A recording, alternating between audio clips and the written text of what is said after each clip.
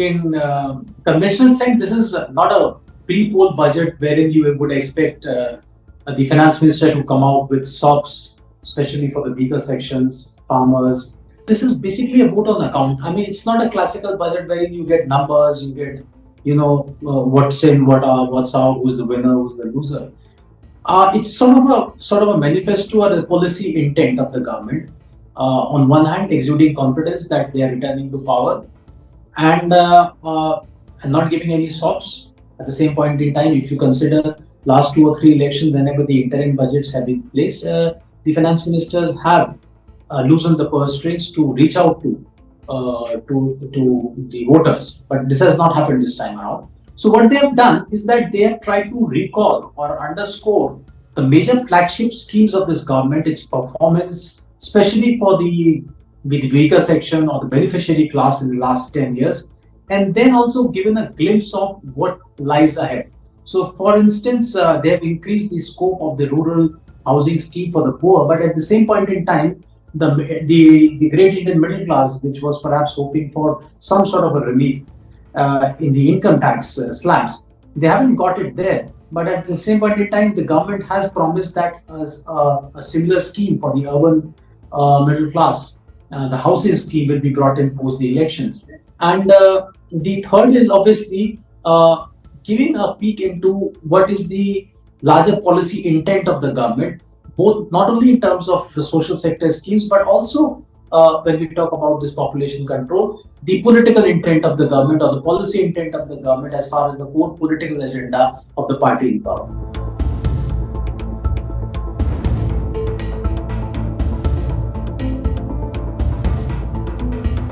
The other interesting aspect of this budget speech by the finance minister is that she tends to redefine 2 critical fault lines in the Indian polity, that is social justice and secularism, which have been the bugbear for the BJP for many years now, because these are the 2 points around which there has been the political mobilization or galvanization against the BJP. So what she's done is that, she's tried to redefine or remodel it around governance, or what she calls the good governance of the Modi government, taking the benefits to the last mile to the beneficiaries at the ground level.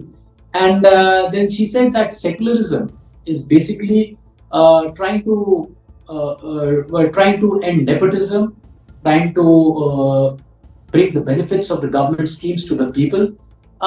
In doing that, she's trying to create a counter narrative against what could be the opposition agenda or the platform or the plank against the government on issues which are related to social justice, especially the caste census and the issues associated with that.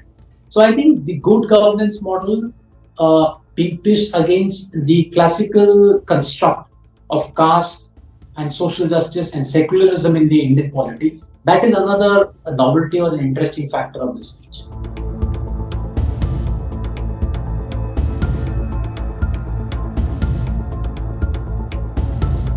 I think that is one aspect where she has tried to reach out to the core RSS constituency, or it has been one of the agenda of the RSS, and I think it's also in some ways related to the one important aspect of the Jan Sangh and the RSS from right from the inception of the organization, that is the Uniform Civil Code.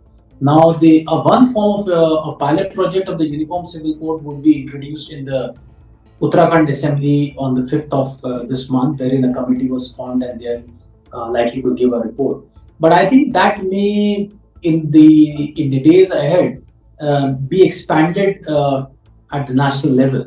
And the population control idea is part of that, bringing in some sort of uniformity as far as the civil code is concerned.